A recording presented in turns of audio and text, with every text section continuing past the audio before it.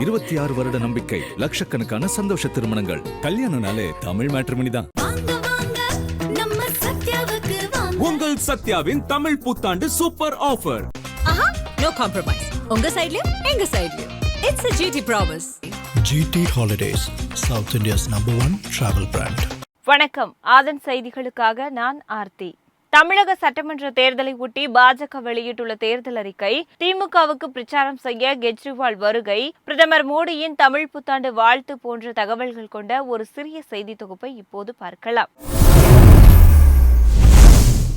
சட்டப்பேரவை தேர்தல் பிரச்சாரத்திற்காக பிரதமர் மோடி, மத்திய அமைச்சர் அமித்ஷா ஆகிய இருவரும் தமிழகம் வர உள்ளனர். தமிழக சட்டசபை தேர்தலில் அதிமுக கூட்டணியில் இடம்பெற்றுள்ள பாஜக 27 தொகுதிகளில் போட்டியிடுகிறது. பாஜக வேட்பாளர்களுக்கு ஆதரவாக டெல்லியில் இருந்து வந்து அக்கட்சியின் முக்கிய தலைவர்கள் பிரச்சாரம் செய்து வருகின்றனர். அந்த வகையில் அக்கட்சியின் தேசிய தலைவர் நிதின் நபீன் சாத்தூர், மதுரை, ராமநாதபுரம் உள்ளிட்ட தொகுதிகளில் பாஜக வேட்பாளர்களை ஆதரித்து பிரச்சாரம் செய்கிறார். பிரதமர் மோடி ஏப்ரல் 15ஆம் தேதி நாகர்கோவிலும், வரும் 18ஆம் தேதி கோவையிலும் பிரச்சாரம் செய்ய உள்ளார். இதன் தொடர்ச்சியாக மத்திய அமைச்சர் அமித்ஷா ஏப்ரல் 19ஆம் தேதி சென்னை வருகிறார்.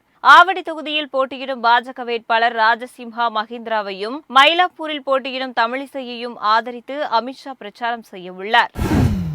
மகத்தான தமிழ் பண்பாட்டால் உத்வேகம் பெற்று வெற்றியின் புதிய சிகரங்களை அடைவோம் என தமிழ் புத்தாண்டை ஒட்டி பிரதமர் மோடி வாழ்த்து தெரிவித்துள்ளார். இதுகுறித்து பிரதமர் மோடி தமிழில் வெளியிட்டுள்ள வாழ்த்து செய்தியில், தமிழ் புத்தாண்டின் ஆண்டு முழுவதும் மகிழ்ச்சியும் வெற்றியும் நல்ல ஆரோக்கியமும் நிறைந்திருக்க அவர் வாழ்த்து தெரிவித்துள்ளார். இது தமிழ் பண்பாட்டின் பெருமையை போற்றும் ஒரு தருணமாகும். அதன் இலக்கியம், இசை, கலை, தத்துவம், பக்தி ஆகியவற்றின் வளமான பாரம்பரியம் உலகெங்கிலும் உள்ள மக்களுக்கு தொடர்ந்து உத்வேகம் அளிக்கிறது என்றும் பிரதமர் தெரிவித்துள்ளார். சிறப்புமிக்க இந்த நாள் நமது சமூகத்தில் ஒற்றுமை உணர்வை மேலும் வளர்க்கட்டும் எனவும் பிரதமர் மோடி குறிப்பிட்டுள்ளார். திருப்பரங்குன்றம் தொகுதியில் தமிழக வெற்றி கழகத்தின் வேட்பாளராக போட்டியிடும் நிர்மல்குமார் இடைவிடாத தனது பிரச்சாரத்தால் மக்கள் மத்தியில் பேராதரவை பெற்று வருகிறார்.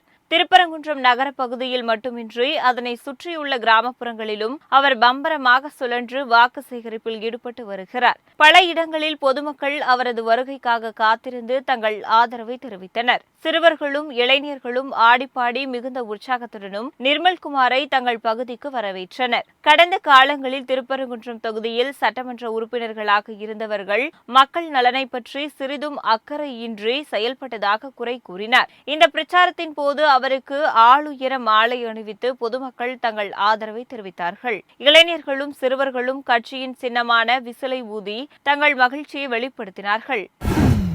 திருப்பரங்குன்றம் தொகுதிக்குட்பட்ட கிராமப்புறங்களில் தாவேக வேட்பாளர் CTR நிர்மல்குமார் தீவிர வாக்கு சேகரிப்பில் ஈடுபட்டார். அப்போது அவர் பொதுமக்கள் மத்தியில் பேசிய காட்சியை இப்போது காணலாம். IT கம்பெனிக்கு ஹப்னு போட்டாங்களோ அவங்க செய்யல.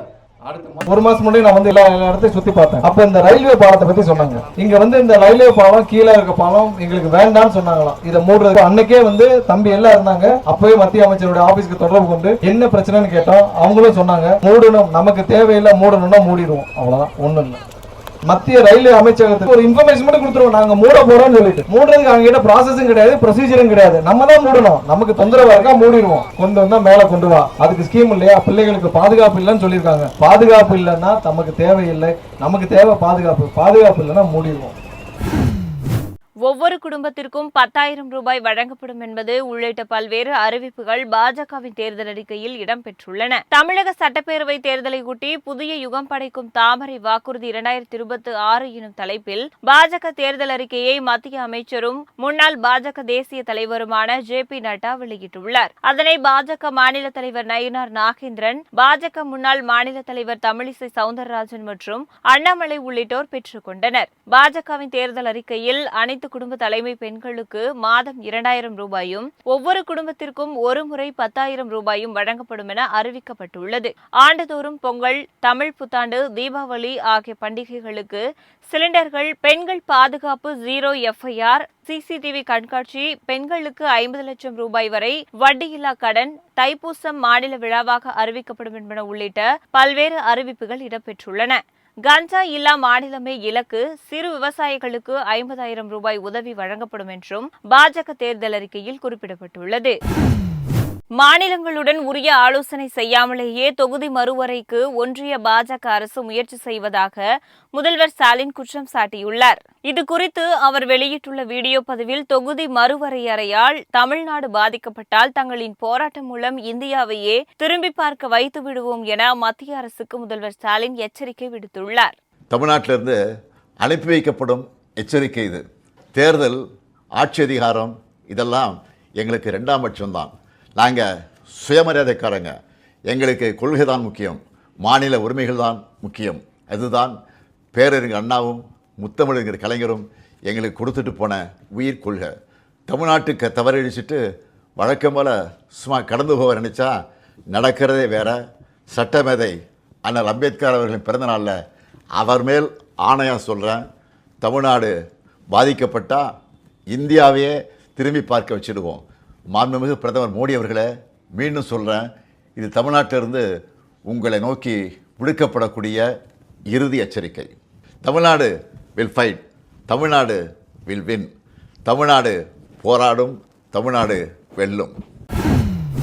வில்லிவாக்கம் தொகுதியில் போட்டியிடும் திமுக வேட்பாளர் கார்த்திக் மோகன் மக்களை நேரடியாக சந்தித்து வாக்கு சேகரிக்கும் அதே வேளையில் தனது சமூக வலைதள பக்கங்கள் மூலமாகவும் பிரச்சாரத்தை முன்னெடுத்து செல்கிறார். இது தொடர்பாக இன்ஸ்டாகிராம் தளத்தில் அவர் வெளியிட்டிருக்கும் சமீபத்திய பதிவில், தீவிரமான தேர்தல் களப்பணிக்கு மத்தியில் வில்லிவாக்கம் பகுதி இளைஞர்களுடன் இணைந்து கிரிக்கெட் விளையாடியதாக குறிப்பிட்டிருக்கிறார். இளைஞர்களுடன் களத்தில் இறங்கி விளையாடியது மிகுந்த மகிழ்ச்சி அளித்ததாகவும் குறிப்பிட்டுள்ளார். நமது திராவிட மாடல் அரசு எப்போதும் இளைஞர்களின் உற்ற தோழனாக இருந்து அவர்களது கல்வி, வேலைவாய்ப்பு மற்றும் விளையாட்டுத் திறனை ஊக்குவிக்கும் பல சிறப்பான திட்டங்களை செயல்படுத்தி வருகிறது என்றும் அந்த பதிவில் கார்த்திக் மோகன் தெரிவித்திருக்கிறார்.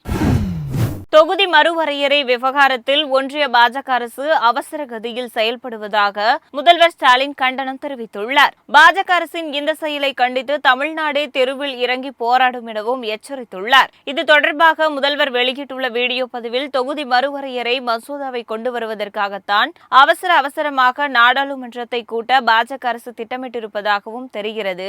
எந்த மாநிலத்துடனும் ஆலோசனை செய்யாமல் தொகுதி மறுவரையறையை கொண்டுவர முயற்சி செய்வதாகவும் அவர் குற்றம் சாட்டியுள்ளார். குடும்ப கட்டுப்பாடு திட்டத்தை வெற்றிகரமாக செயல்படுத்தி மக்கள் தொகையை கட்டுப்படுத்தியதற்காக தமிழகத்திற்கு தரும் தண்டனை தொகுதி மறுவரையறையா என கேள்வி எழுப்பியிருக்கும் முதல்வர் ஸ்டாலின், வட மாநிலங்களுக்கு வாரி வழங்குவதைப் போல ஏதாவது நடந்தால் வேடிக்கை பார்த்துக் கொண்டிருக்க மாட்டோம். தமிழ்நாடு பாதிக்கப்பட்டால் ஒட்டுமொத்த இந்தியாவையே திரும்பி பார்க்கும் வகையில் வீதியில் இறங்கி போராடுவோம் எனவும் எச்சரித்துள்ளார்.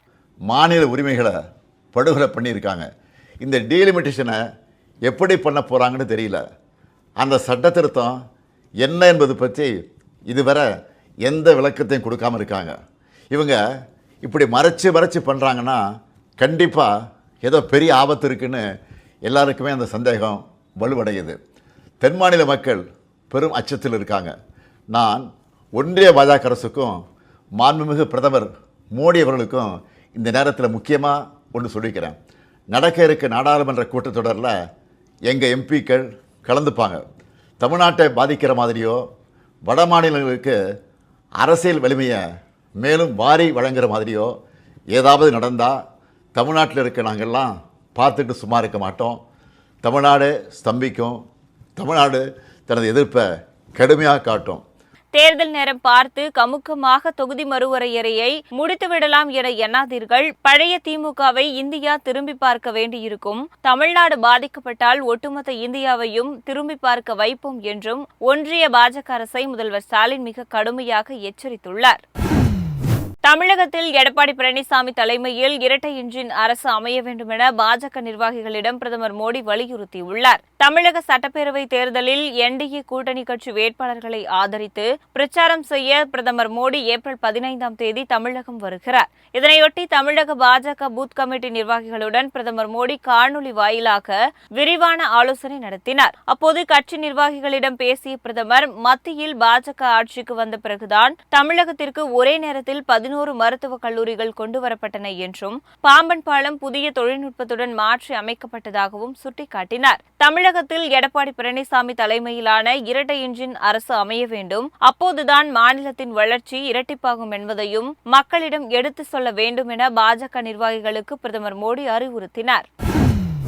நாமக்கல் மண்டலத்தின் முட்டை விலை மேலும் அதிகரித்துள்ளது. தமிழகத்தின் முட்டை உற்பத்தி கேந்திரமான நாமக்கல் மாவட்டத்தில் முட்டை கொள்முதல் விலை 480 காசுகளாக இருந்து வந்தது.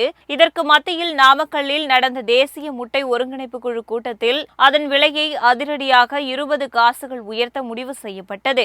தற்போது முட்டை கொள்முதல் விலை 500 காசுகளாக அதிகரித்திருக்கிறது. இதேபோல் முட்டைக்கோழி கிலோ 85 ரூபாய்க்கு விற்பனை செய்யப்பட்டு வந்த நிலையில் முட்டைக்கோழி ஒருங்கிணைப்பு குழு கூட்டத்தில் அதன் விலையும் உயர்த்தப்பட்டிருக்கிறது. கிலோவுக்கு 7 ரூபாய் உயர்த்த முடிவு செய்ததன் அடிப்படையில் முட்டைக்கோழி விலை தற்போது 92 ரூபாயாக உயர்ந்திருக்கிறது. எனினும் கிலோ 103 ரூபாய்க்கு விற்பனையாகும் கறிக்கோழி விலை மாற்றம் செய்யப்படவில்லை.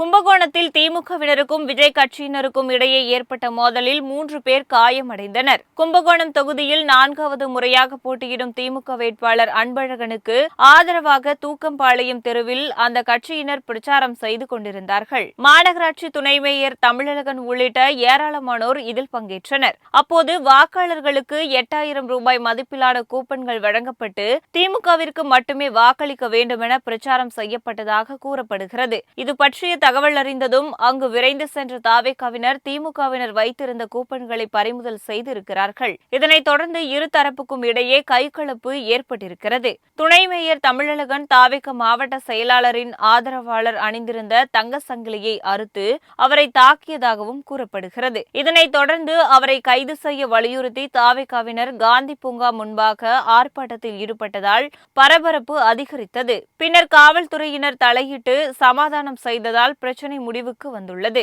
இந்த சம்பவம் காரணமாக அப்பகுதியில் சிறிது நேரம் போக்குவரத்து தடைப்பட்டது. சிறுபான்மையினரை காக்க சிறப்பு சட்டம் உள்ளிட்ட பல்வேறு அறிவிப்புகள் விடுதலை சிறுத்தைகள் கட்சியின் தேர்தல் அறிக்கையில் இடம்பெற்றுள்ளன. சட்டமன்ற தேர்தலை ஒட்டி விசிகாவின் தேர்தல் அறிக்கையை அக்கட்சியின் தலைவர் திருமாவளவன் வெளியிட்டுள்ளார். சிறுபான்மையினரை காக்க சிறப்பு சட்டம், ஆணவ கொலைகளை தடுக்க சிறப்பு சட்டம் இயற்றுதல், மருத்துவத்தை அடிப்படை உரிமையாக மாற்றுதல், தனியார் துறையிலும் இடஒதுக்கீடு மூலம் சமூக நீதியை உறுதி செய்தல் போன்ற பல்வேறு அம்சங்கள் இந்த தேர்தல் அறிக்கையில் இடம்பெற்றுள்ளன. மது மற்றும் போதைப் பொருட்களை முழுமையாக ஒழித்தல், இந்தி திணிப்புக்கு எதிராக தொடர்ந்து போராடுதல், இருமொழி கொள்கையை உறுதிப்படுத்துதல், விலையில்லா கல்வி, மக்கள் தொகைக்கேற்ப இடஒதுக்கீடு, மகளிருக்கு 50% இடஒதுக்கீடு போன்ற அறிவிப்புகளும் விசிக தேர்தல் அறிக்கையில் இடம்பெற்றுள்ளன.